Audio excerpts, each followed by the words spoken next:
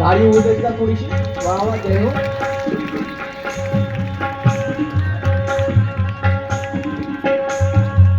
पुंडलिक जसे द्वारावर आले, दारावर आले, तेव्हा आमच्या कर्मादेवीनं आरतीचं ताट घ्यावं. आधी सासू पूजा करायची. घरी आल्यानंतर सुनीची, कारण ती लक्ष्मी होती.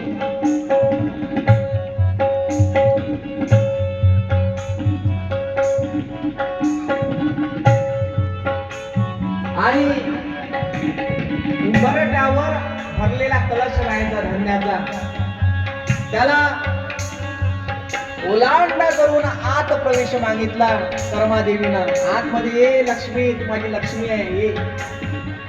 आणि आतमध्ये येऊन हळद कुंकू लावलं. हळद कुंकू लावल्यानंतर पाहता पाहता मंगल कार्य संपलं. आता पाहता पाहता पुंडलिक हा जो होता स्त्री लंपट बनला. स्त्री लंपट म्हणजे, बसा इकडे,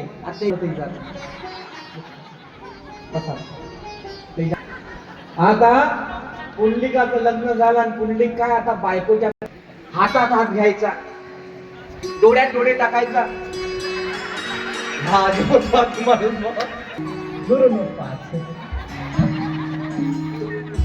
अगं नंदे, तुझ्यासारखी सुंदरी तूच.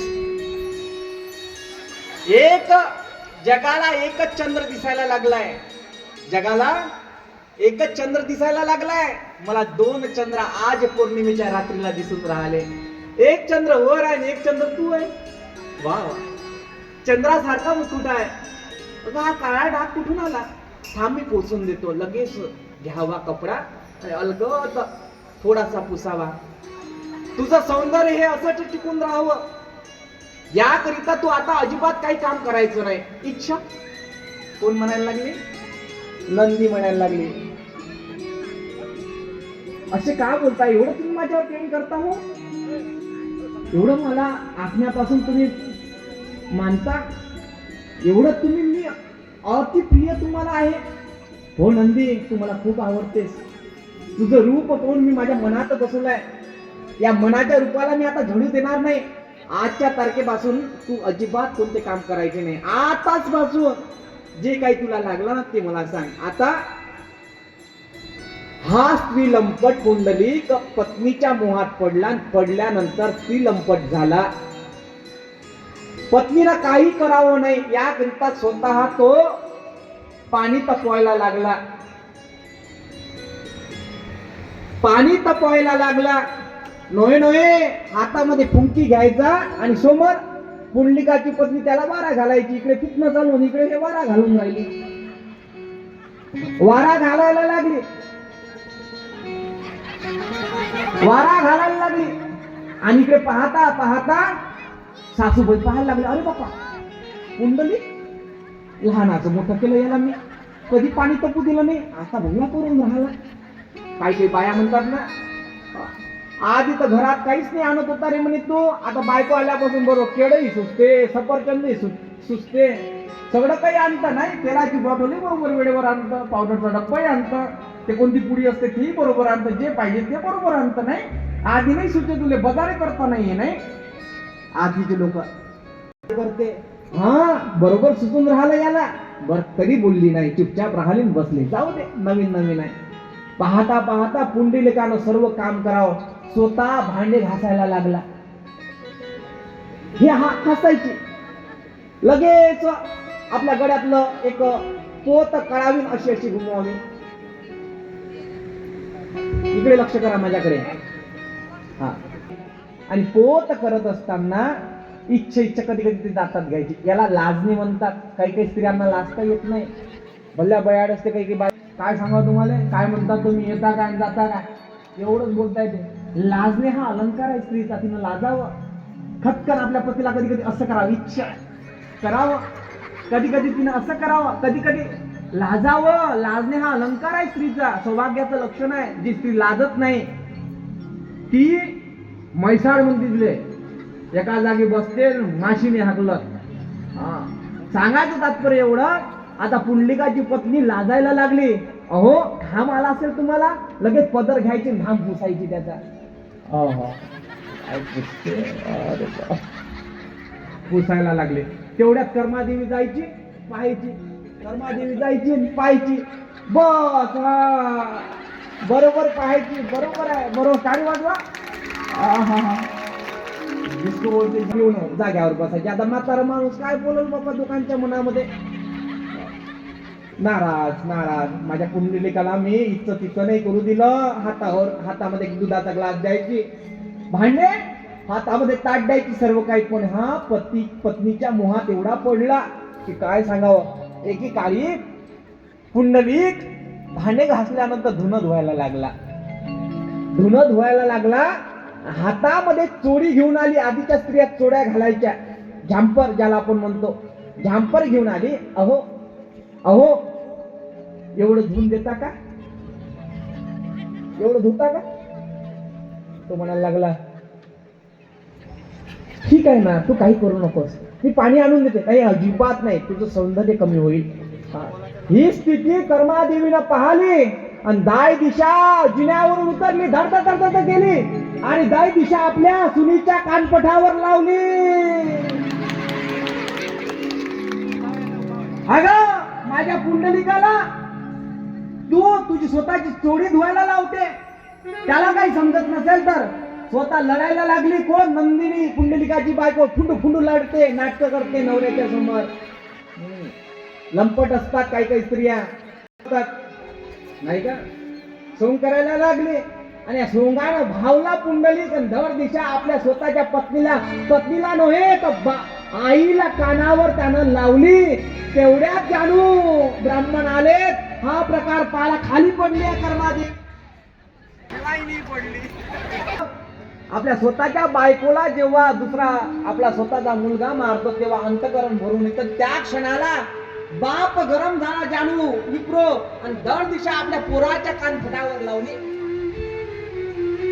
लावल्यानंतर दर दिशा बापाचा हात पुंडलिकानं पकडावून खाली पाडावं पुंडलिकाच्या वडिलाला आणि लातीनं मारायला. रातीनं तेवढ्यात कर्मादेवी उठायला लागली. ओ काय झालं तुम्हाला, काय झालं, काय झालं, काय झालं. मारू नको रे, मारू नको, मारू नको, मारू नको. बाबा वाचवा वाचवा करायला लागली. वाचवा वाचवा वाचवा वाचवा. इकडे जानू ब्राह्मण उठून बसले. थोडा अवकाश त्यांना आला. अरे जानू ब्राह्मण म्हणायला लागले, काय केलं रे, काय केलं तुम्ही, काय नाही केलं मी तुझ्यासाठी, काय नाही केलं. कोणाकरिता कोणाकडे काय केलो. तुझ्यासाठी संपत्ती जमा मी केली, पण या संपत्तीचा विल्हेवाट तू आता करतोय. हे पान तू फेडतोय. ज्या आई वडिलांचा मान देवधर्मामध्ये असतो त्यांना तू दाता भुक्यानं मारतोय. अरे माथाट्या. पुंडलिक म्हणायला लागला, उभे राहते, जास्त बोलू नको. राहायचं असेल तर गमुटपणे राहावं लागेल, नीटपणे राहावं लागेल. नाहीतरी तुम्ही आमच्यासाठी बाहेर आहात. तुम्हाला आमचा संसार धर्म पाहणं होऊन नाही राहिला. मला बायको चांगली मिळाली म्हणून तुमचं मन कुरकुर करायला लागलाय. तुम्हाला राहायचं असेल, नाहीतरी तुम्ही डोईवरचा भार आहात. एक कोर भाकर फेकतो त्याप्रमाणे तुम्ही राहा, नाहीतर इथून निघून जा. अंतकरण भरून आलं. इकडे कर्मादेवी म्हणायला लागले, रे पुंडलिका बोलू नको रे, एवढा ठाव बोलू नको. पुंडलिकाची आई म्हणायला लागली, एवढं बोलू नको रे बाबा, एवढं मारून तरी टाक, पण बोलू नको. काय नाही केलं. मला असं वाटलं माझ्या पुंडलिकाने इतकी काळी तिथे नाही केली. आज स्वतःच्या बायकोची तू लुगडी धुतोय. माझं अंतकरण भरून आलं. चुकलं माझं बाबा, चुकलं. ज्या पुंडलिकाचा सांभाळ मी 9 महिने 9 दिवस केला, त्याला कोणत्याही गोष्टीची उणीव भासू दिली नाही. त्यानं मला मारलं, येतात मला दोष नाही. माझ्या संस्कारात काहीतरी कमी कोपून राहिले. स्वतःला अंतकरण भरून आलं आणि त्याच रात्रीला निर्णय घेतला पुंडलिकाच्या वडिलांना, आता इथे राहायचं नाही गड्या, आता नाही राहायचं. एका या स्वतःच्या रक्ताच्या पोरानं आपल्याला लात मारली म्हणजे आपला अवमान केला, अपमान केला. जिथं अपमान केला तिथं राहायचं नसलं. पण आई आहे. आई म्हणायला लागली, काय म्हणतील आपल्या पुंडलिकाला, हे जग त्याचा अपमान होईल. त्याचा अपमान होऊ नये याकरिता या घरामध्ये राहावं लागेल. 4 भिंतीमध्येच ही गोष्ट लपवा, जगाच्या समोर आणू नका. सांगायला लागली पुंडलिकाची आई आपल्या स्वतःच्या नवऱ्याला. नवरा म्हणायला लागला, ठीक आहे. इकडे एके दिवशी खुर्चीवर बसा तुम्ही आता दोघं. हा शिवपंथी होता, शिवाची भक्ती करणारा होता, पण त्याला असीम भक्ती माहिती नव्हती. जन्मदात्री आईला जो लाटा भुक्यानं मारतो, अवमान करतो, त्याला शिव प्राप्त होईलच कसा? तो मंदिरात जातो एकटा, शिवाच्या समोर आज्ञा करतो, देवा माझा संसार तू मला चांगला फुलवलाय, मला चांगली पत्नी दिली, धन्यवाद देवा, पण मला प्रेम करताना संसार करत असताना अडथळा आहे माझ्या मायबापाचा, त्यांना लवकर घेऊन जा, लवकर ने. असा स्वतःचा मुलगा महादेवासमोर म्हणतोय, विनंती करतो देवाला, मला देवा काही नको, आता या माथांड्यांना मारून तरी टाक, नाही तर जाळून तरी टाक देवा, मुक्त कर यांच्यापासून. स्वतःच्या आई वडिलांना म्हणतो. त्याला माहित आहे जन्मदात्री काय असते, ये तो सच है तो भगवान है, धरती पे रूप माँ बाप का, ये विधाता जी की पहचान है. तो सच है कि भगवान है मगर फिर भी अनजान है, धरती पे रूप माँ बाप का, विधाता की पहचान है. ये तो सच है कि भगवान है. आई वाटपट आनंदामध्ये जय हो.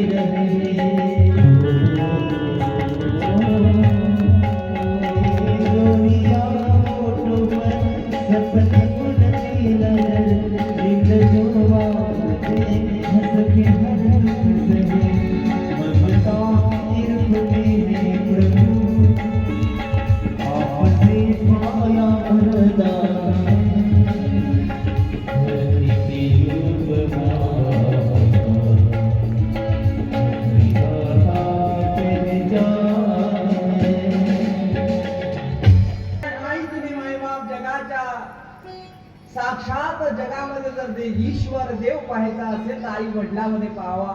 मातृदेव हो, पितृदेव हो, वेदाने आरंभीला तिचा गौरव, मातृत्वाची खान तिला बघून आलेला होता मंदिरामध्ये. मंदिरात जो जो व्यक्ती आई वडिलांचं मन दुखून जात असेल त्यांना कितीही मोठी पंगत दिली, मोठंही किती अन्नदान केलं, ती व्यर्थ काय निरर्थक आहे. घरामध्ये आई वडील जर सुखी असले मायबाप तर एकही पंगत न देता तोही अमर सुखाची यात्रा करू शकतो. एवढं प्रावधान आई वडिलांच्या चरणामध्ये आहे. लक्षात घ्या, ज्यांचे आई प्रसन्न, ज्यांचे वडील प्रसन्न, त्याच्यावर निष्ठावान नादा पंढरीनाथ पांडुरंग प्रसन्न. जग से हारा नहीं मैं,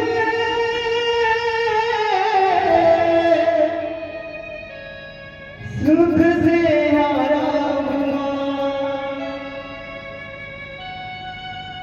हूँ, जग से हारा नहीं मैं,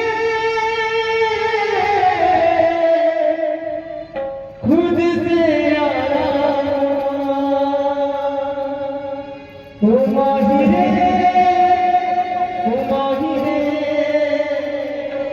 तेरे बिना मैं भी अधूरा,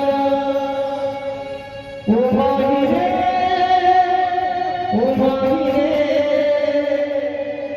तेरे बिना मैं भी अधूरा.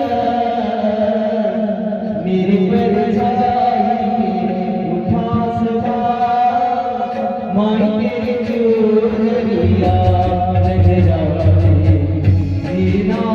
तेरा खुदा खुदा, माई तेरी चोरिया लहराए.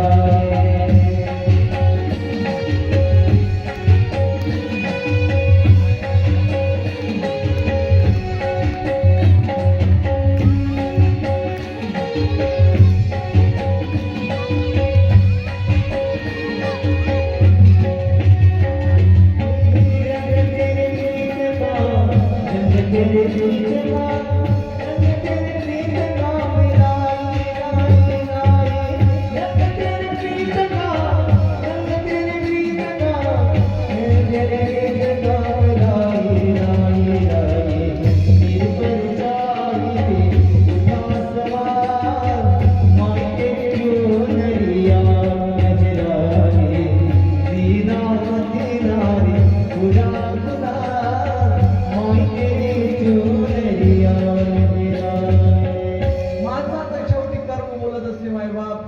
हे लक्षात ठेवा.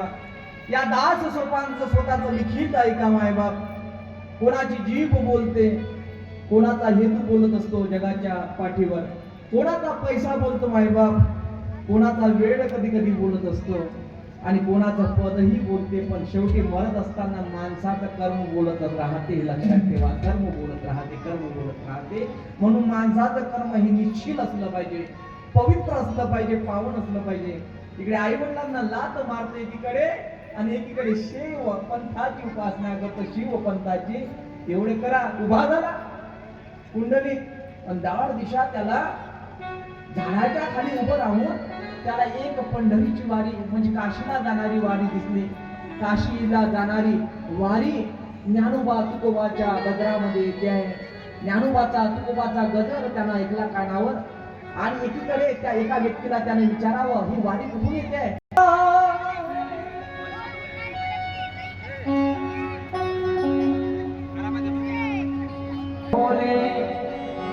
तेरी काशी में मुक्ति है, उसी मुक्ति को पाने को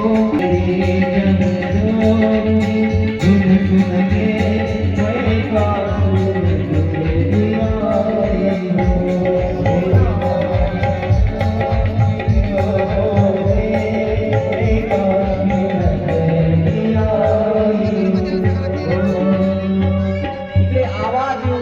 मैं वारीचा कानावर जसं काशी म्हटलं एका व्यक्तीसोबत बोलायला लागला.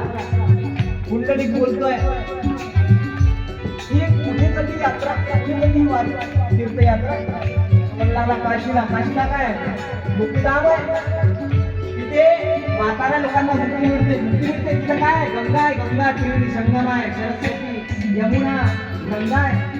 त्याच्या मनात कला निर्माण व्हायला लागला. कोणाच्या? कुंडलिकाच्या. कुंडलिक विचार करायला लागला, अरे ते गंगा आहे म्हणतात. समजा माझ्या आई वडिलांना मारायचं असलं तर दर्शनाच्या निमित्तानं न्यावं आणि त्या गंगेमध्ये माझ्या आई वडिलांना पकडून द्यावं, खुश करावं, असं त्याचं अंतकरण भरून आलं. अरे जय हो शंभो, हर हर महादेव. प्रसन्न झाला रे महादेव, प्रसन्न झाला, प्रसन्न झाला, प्रसन्न झाला. होता होता होता इकडे घरी गेला. घरी आपल्या बायकोला सांगितलं, चल आपल्याला काशीच्या यात्रेला जायचं आहे. सोबत आपल्या आई वडिलांना, त्या म्हाताऱ्यांना घ्यावं लागेल. जग काय मिळेल, समाज काय मिळेल आपल्याला. वारी एका ठिकाणी थांबली, झाडाच्या वृक्षाच्या खाली. या बालगोपालांकरिता टाळ्या वाजवा, वा टाळ्या वाजवा. त्यामध्ये पुंडलिकानं आपल्या आई वडिलांची तयारी करायला सुरुवात केली. झालेला होता. तुम्ही जा ना खाली, काशीच्या यात्रेला नेणार आहे. खेळताना तयारी करा. नाही होणार रे माझ्याकडनं म्हणायला लागले. अरे चला चला म्हणतो ना. स्वतःच्या बायकोला खांद्यावर बसवलं पुंडलिकानं आणि काशीच्या यात्रेला या वारकऱ्यांसोबत निघायची तयारी चालू झाली आहे. काय घरामध्ये लाडाची राणी होते. लाडाची राणी असल्यामुळं पुंडलिक भलतच काही त्याच्या कानामध्ये सांगत होती पुंडलिकाची पत्नी. तसंच तो ऐकत होता. श्रीलंपट झालेला तो पुंडलिक आता आई वडिलांना मनात द्वेषाची भावना आहे. माझ्या आई वडिलांना आता गंगेमध्ये मला काय करायचंय, लोटून द्यायचंय. काशीची यात्रा घडवायची नाही. पण त्याच सोबत त्या काशीच्या यात्रेला जात असताना पुंडलिक म्हणतो या माध्यमातून या माथाड्यापासून माझा सुटकारा होईल. पुंडलिक म्हणायला लागला. इकडे आई वडील म्हणतात पुंडलिकाचे, अगं लाडाच्या राणीच्या पायी यानं मानवाचा धर्म सोडला, सगळं काही सोडलं. म्हणून जगामध्ये आई वडिलांना जो विसरला त्याला मानवाचा धर्म करू शकणार नाही मायबाप. म्हणून मी तुम्हाला एक विनंती करेल, कळकळीची विनंती, सत्याचा धर्म सोडू नका. कोणता धर्म आहे? मानवा तू सत्य नीती सोडू नको रे. मानवा तू सत्य नीती सोडू नको रे. वचनाई पापाचे मोडू नको रे. मानवा तू सत्य नीती सोडू नको रे. मानवा तू सत्य नीती सोडू नको रे. आता इकडे पुंडलिक काशीला जाण्याकरिता आई वडिलांना सोबत घेतो, पण सोबत घेत असताना स्वतःच्या बायकोला खांद्यावर त्यानं घेतलं. आता खांद्यावर जसं म्हटलं ते खांद्यावर घेतलं, कडेवर घेतलं आणि खांदा कुठे इजा होऊ नये, तिला त्रास होऊ नये. पण आई म्हातारे लोक वारी चलत होती. ज्ञानदेव तुकारामाचा गजर चालू होता. ज्ञानदेव तुकाराम गजर चालू आहे. आणि चलत असताना एक ठिकाणी पाहता वारी दूर गेली. कोणाच्या मुळे? त्या म्हाताऱ्या माणसांच्या मुळे. आणि बायकोही थकली. बसू तू म्हणायला लागली, किती लांब आहे हो धनी, किती धनी म्हणायची, धनी किती लांब आहे हो, थकली मी दमले. अगं नंद एवढा लवकर थकली तो? काळजी करू नको. अगं या माथाड्याच्या ना आम्हाला वेळ होऊन राहिला ना, यांना थांब, यांची व्यवस्थाच लावतो. दोरी घेतली आणि दोघांच्या गळ्यामध्ये टाकले.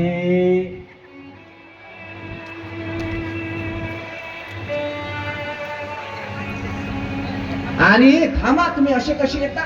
येत नाही, फाशी नाही देत तुम्हाला. झाकीमध्ये काही नसेल. माथाड्यानो, तुमच्या जण आम्हाला काशीला जायला वेळ होऊन राहिला, त्रास होऊन राहिला आम्हाला. थांबा, दर दिशा ओढायला लागला. पुंडलिक समोरून ओढतोय. आई वडिलांचे हात पाय थरथरायला लागले. चलता येत नव्हतं. पाहता चक्कर आली, पडली समाधी. आणि पडली आणि पडल्यानंतर जानू ब्राह्मण गेला. अगं काय झालं करणे, काय झालं, उठ. या म्हणायला लागला, लगेच आराम घ्यावा लागला. कुठे आरामाची व्यवस्था? पुंडलिक म्हणायला लागला, पाहायला लागला. पाहत त्याला एक कुटिया दिसली. त्या कुटियेमध्ये समोर एक कुक्कुट स्वामींचा आश्रम होतं. ते कुक्कुट स्वामी आश्रमाच्या समोर फेऱ्या मारत होते. हा पुंडलिक तिथे आला. यांना प्रणाम न करता उद्धटपणे विचारायला लागला, तुम्ही कोण? म्हणायला लागले, माझं नाव कुक्कुट आहे. तुम्ही कोण? मी पुंडलिक आहे. काशी किती लांब आहे इथनं? मला माहित नाही काशी कुठे आहे, किती लांब आहे. तुम्ही काशीला गेले नाही? नाही, मी अजून काशीला गेलो नाही असं म्हणायला लागले. इकडे पहा, इकडे. कुक्कुट स्वामी म्हणायला लागले, मी काशीला कधी गेलो नाही, मी काशी कधी पाहिली नाही, मला कोणता देव माहिती नाही, ईश्वर माहिती नाही. अहो, पुंडलिक म्हणतो, भगवे कपडे घालता अंगावर, माळा आहे, जटा आहे, काशी पाहिली नाही म्हणता. मुक्तीधाम आहे, काशीला गेल्यावर मुक्ती प्राप्त होत असते.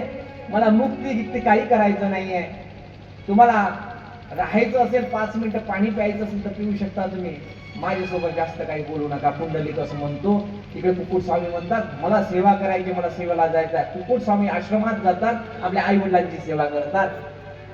आई वडिलांची सेवा करत असताना तिथे सकाळी रात्रीचा आराम पुंडलिक करतो. त्या आश्रमाच्या ठिकाणी झाडाच्या खाली त्याला सकाळीच 3 स्त्रिया दिसतात. घाण झालेल्या अवस्थेमध्ये आले आहे. कुक्कुट स्वामीच्या आश्रमाच्या अवतीभोवती सडा श्रीफळ करत असताना ते पवित्र होतात, पावन होतात. अशा परिस्थितीमध्ये त्या स्त्रियांकडे हा पुरुष जातो, पुंडलिक जातो आणि विचारतो, तुम्ही कोण? एक म्हणायला लागली, मी सरस्वती. एक म्हणाली यमुना. एक मी म्हणायला लागली, मी गंगा.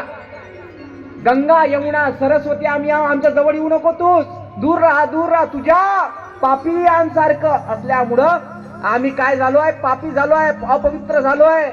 आम्हाला गंगेमध्ये असंख्य लोक पाप करून येतात आणि स्नान करून आम्हाला मलिन करतात. आम्हाला पावन करण्याकरिता कुक्कुट स्वामींच्या आश्रमात यावं लागतं, त्यांची सेवा करावी लागते. ते म्हणायला लागले. त्याला अधिकार कळला कुक्कुट स्वामींनी असं काय केलं की गंगा, यमुना, सरस्वती यावी. त्यांनी खिडकीतून पाहावं. खोपडीतून पाहत असताना पुंडलिकानं पाहिलं तर कुक्कुट स्वामी आपल्या आई वडिलांची सेवा करत होते.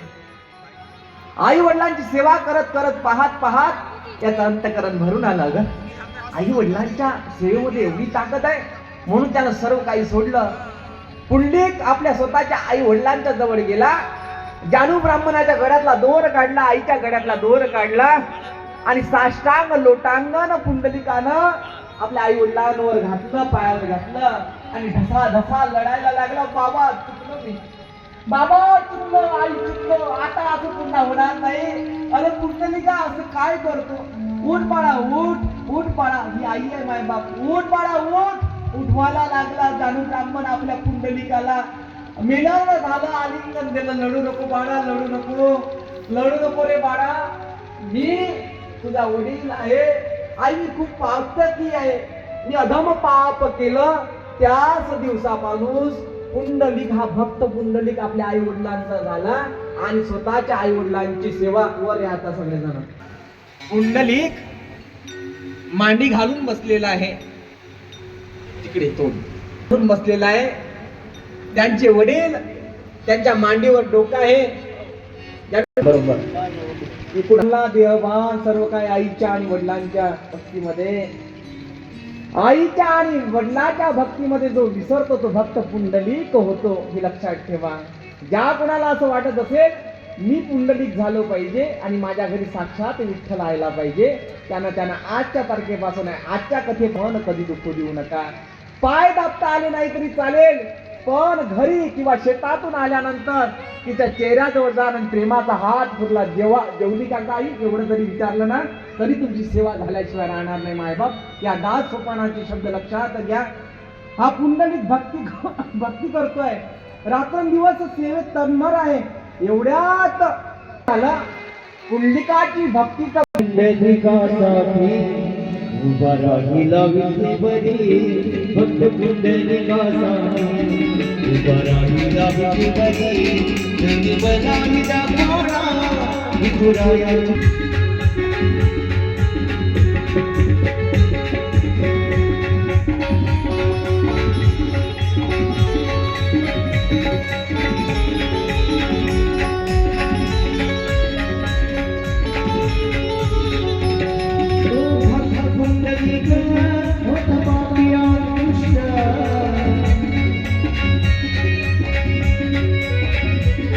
आई बाबाची केली सेवा सारे पाप झाले नष्ट.